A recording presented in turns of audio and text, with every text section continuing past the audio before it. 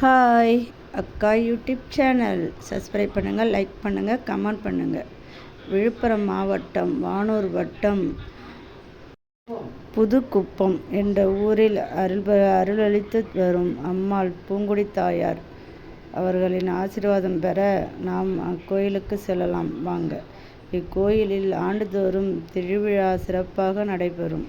இத்திருவிழாவை காண ஆயிரக்கணக்கான பக்தர்கள் இங்கு வந்து செல்வார்கள். இத்தாயிடம் வந்து நம் மனக்குறைகளை சொல்லி வந்தால் உடனே தீரும். குழந்தை இல்லாதவருக்கு குழந்தை பாக்கியம் கிட்டும்.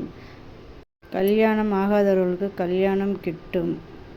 மனக்குறை தீரும். இக்கோயிலுக்கு ஒரு முறை வந்து செல்லுங்கள். திருவக்கரை அருகில் திருமங்கலம் என்ற ஊரில் இக்கோயில் அமைந்துள்ளது.